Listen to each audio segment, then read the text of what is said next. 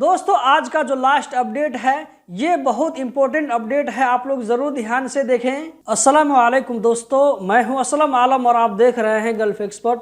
दोस्तों आज 29 दिसंबर 2024 खत्म होने के लिए सिर्फ 2 दिन बाकी है। जैसे ही 2025 आएगा तो 2024 के खत्म होने की मुनासिबत से कतर में 2 दिनों की छुट्टी होगी। ये छुट्टी आम वर्करों के लिए नहीं है, बल्कि यहाँ पर आप रेफरेंस के साथ में देख सकते हैं कतर सेंट्रल बैंक की तरफ से अनाउंसमेंट किया गया है कि आने वाले बुध और जुमरात को, जो कि 1 और 2 जनवरी 2025 पड़ रहा है, तो 2024 के खत्म होने की वजह से 1 और 2 जनवरी को छुट्टी रहेगी। सिर्फ कतर सेंट्रल बैंक ही में नहीं बल्कि कतर में जितने भी फाइनेंशियल डिपार्टमेंट हैं तो ये सारे डिपार्टमेंट 1 और 2 जनवरी को बंद रहेंगे। तो इसमें से बहुत सारे बैंक ऐसे मिलेंगे जो कि आप लोगों को 1 और 2 जनवरी को बंद दिखेंगे। अगर इन दिनों में आपका कोई काम होने वाला है तो कोशिश करें कि उससे पहले आपका काम निमट जाए, वरना छुट्टी में पड़ने की वजह से एक साथ जो है आपको 4 दिनों के लिए वेट करना पड़ेगा। बुध, जुमरात, जुम्मा और शनिचर को वैसे ही छुट्टी होती है,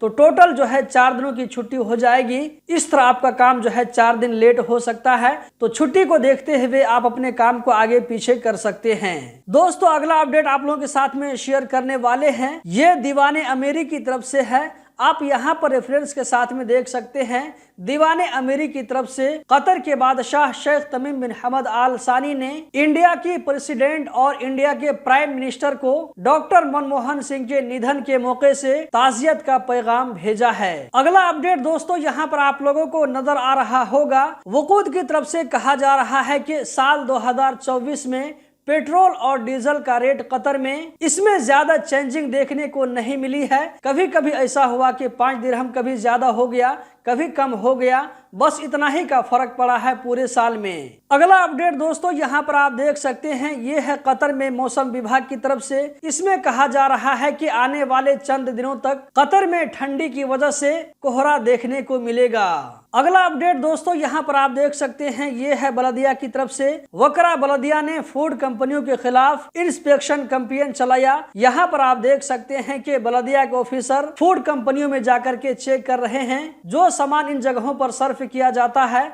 वो सामान यूज करने के काबिल है या ये कि नहीं। जहां पर वायलेशन देखने को मिलता है तो ऐसी कंपनियों के खिलाफ में कार्रवाई की जाती है। दोस्तों आज का जो लास्ट अपडेट है ये बहुत इंपॉर्टेंट अपडेट है, आप लोग जरूर ध्यान से देखें। ये है कतर में मिनिस्ट्री ऑफ पब्लिक हेल्थ की जानिब से। इसमें 2 नशा आवर सामान का नाम दिया गया है, जिसमें से एक जो है भांग है जबकि दूसरा हफीम किस्म का है। तो इन दोनों के बीज को कतर में इंपोर्ट करने पर पाबंदी लगा दी गई है, चाहे वो जिस कंट्री से भी हो, चाहे वो बीज खड़ा हो यानी कि बिना पिसा हुआ हो या ये कि पिसा हुआ हो, तो दोनों तरह के बीज को कतर लाने पर पाबंदी लगा दी गई है। अगर आप कतर जाते हैं तो अपने सामान को जरूर चेक कर लें, क्योंकि ये जो है नशा आवर सामान है। तो जिस तरह नशा आवर सामान कतर में ले जाने पर पाबंदी है, तो उसी तरह नशा आवर सामान के बीज को भी लाने पर कतर में पाबंदी है। अगर कोई आदमी इसका खिलाफ वर्जी करता हुआ पकड़ा जाता है तो उसके खिलाफ में सख्त एक्शन लिया जाता है।